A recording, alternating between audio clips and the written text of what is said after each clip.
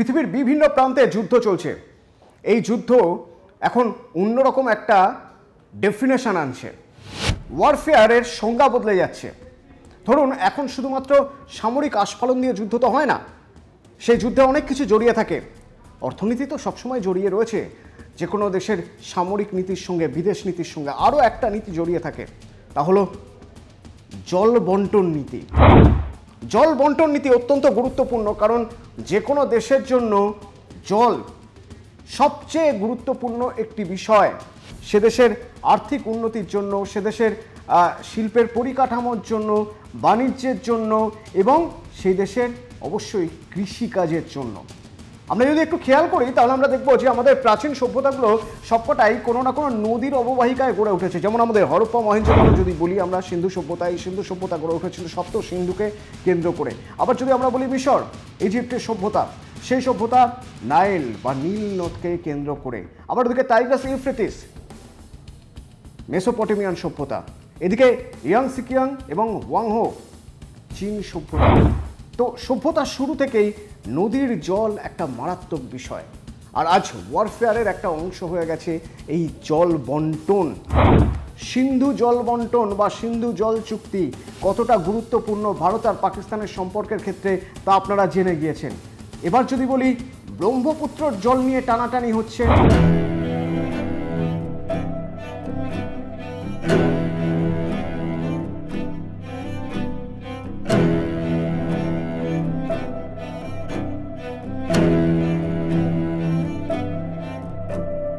বুঝতেই পারছেন চীনের কথা বলছি। চীন আর ভারতের মধ্যে যে সামরিক আস্ফালন, তার অনেক রকম ছবি আমরা এর আগে দেখেছি। অর্থনীতির ক্ষেত্রে দেখেছি, রণনীতির ক্ষেত্রে দেখেছি, জলনীতির ক্ষেত্রেও একটা গুরুত্বপূর্ণ জায়গা তৈরি হয়ে যাচ্ছে যখন চীন ব্রহ্মপুত্রে বাঁধ দেওয়ার চেষ্টা করছে। ব্রহ্মপুত্র নয়, আসলে ব্রহ্মপুত্র আমাদের দেশে হওয়ার পর তার নাম হচ্ছে ব্রহ্মপুত্র। তার আগে চীন দিয়ে যখন আসছে তখন এর নাম ইয়ারলুং জাংবো। এই ইয়ারলুং জাংবো যখন বাঁক খেয়ে আমাদের দেশে অরুণাচল প্রদেশ হয়ে অসমে ঢুকবে, ঢুকে বাংলাদেশে চলে যাবে, এই বাঁক খাওয়া জায়গায় বাঁধ বানাচ্ছে চীন। কত টাকা খরচ করে? হিসেব বলছে 1700 কোটি মার্কিন ডলার খরচ করে এই বাঁধ বানানো হচ্ছে। এই বাঁধ যদি বানানো হয় তাহলে ব্রহ্মপুত্রে যে পরিমাণে জল আসে সেই জলের পরিমাণ ভয়ঙ্কর কমে যাবে।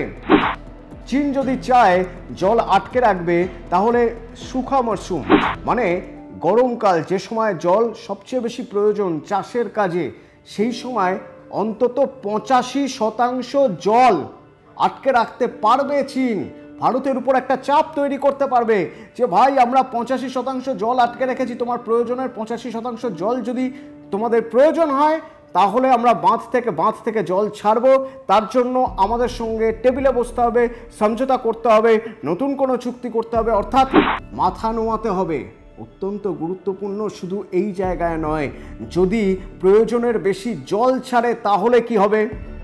তাহলে ব্রহ্মপুত্রের দুকুল ছাপিয়ে যাবে, তার প্রভাব পড়বে অরুণাচল, আসামের বিস্তীর্ণ এলাকায় এবং কিছুটা প্রভাব তো বাংলাদেশের উপরেও পড়বে। কারণ যে পরিমাণে জল ব্রহ্মপুত্রে থাকার কথা, যদি সেই জলস্তর বেড়ে যায় তাহলে তার প্রভাব বাংলাদেশ পর্যন্ত পৌঁছবে। ব্রহ্মপুত্রের দুকুলে বন্যা পরিস্থিতি তৈরি হয়ে যেতে পারে অসমে, অরুণাচল প্রদেশের বিস্তীর্ণ জায়গায়।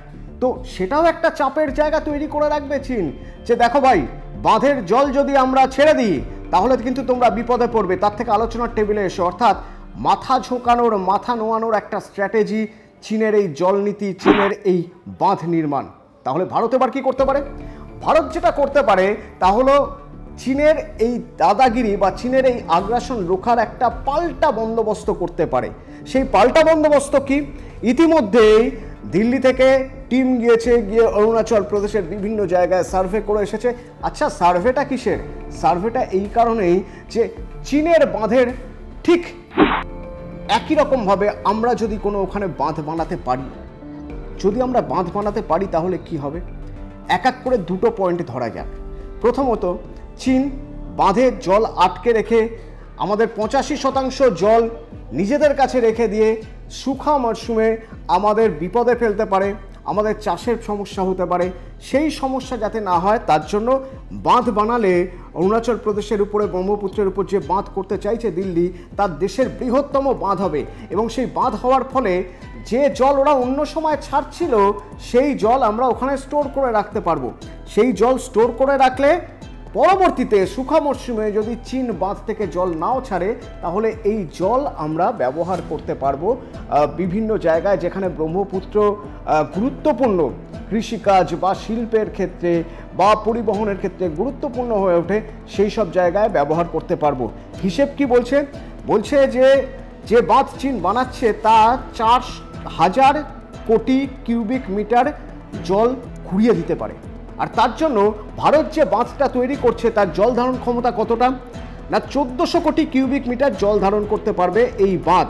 এবং এই বাঁধের যা উচ্চতা হবে তাতে বর্ষার মরশুমে যদি অতিরিক্ত জল ছেড়ে চীন চাপে ফেলতে চায় সেটাও আটকে দেওয়া সম্ভব হবে ভারতের তৈরি এই নতুন বাঁধ দিয়ে। বাঁধের উচ্চতা এমনই রাখা হবে যাতে অন্তত বর্ষার সময় বা যে সময় জলস্তর বেড়ে যায় সেই সময় যাতে চীন ভারতকে চাপে না ফেলতে পারে সেই ব্যবস্থা বুঝে বাঁধ তৈরি করা হচ্ছে।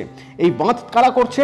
ভারতের বৃহত্তম জলবিদ্যুৎ উৎপাদন সংস্থা ন্যাশনাল হাইড্রোলিক পাওয়ার কর্পোরেশন বা এনএইচপিসি, এবং তারা রীতিমতো সমীক্ষা শুরু করে দিয়েছে, কারণ ওদিকে বাঁধ তৈরি করা শুরু হচ্ছে, এদিকেও বাঁধ তৈরি করা শুরু হবে।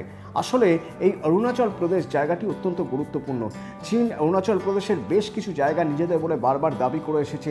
তারা তাদের মতো করে একটা ম্যাপ বানিয়ে নিয়েছে, যে ম্যাপের কোনো স্বীকৃতি কেউ দেয়নি, কিন্তু তারা নিজেদের মতো ম্যাপ বানিয়ে নিয়েছে, যাতে দেখাচ্ছে, তারা দেখানোর চেষ্টা করছে তারা নাকি অরুণাচল প্রদেশের বেশ কিছুটা জায়গা তাদের দখলে। তারা অরুণাচল প্রদেশ বারবার আনরেস্ট করার চেষ্টা করেছে, আর এবারে নতুন করে জলের মাধ্যমে তারা ভারতের উপর একটা প্রভাব ফেলতে চাইছে। হয় শুষ্ক মরশুমে বা গ্রীষ্মকালে জল কম দেবে, জল দেবে না ভারতকে চাপে রাখার জন্য, আর না হলে বর্ষার মরশুমে বেশি করে জল ছেড়ে ভাসিয়ে দেওয়ার চেষ্টা করবে, ভারতের যাতে ক্ষতি হয় তাতে ভারত চাপে পড়বে। সেই জন্যই ভারত পাল্টা রণনীতি নিয়েছে। পাল্টা রণনীতি হলো চীনের বাঁধের জন্য ভারতও বানাবে বাঁধ, যা হবে উচ্চতম এবং দেশের বৃহত্তম বাঁধ।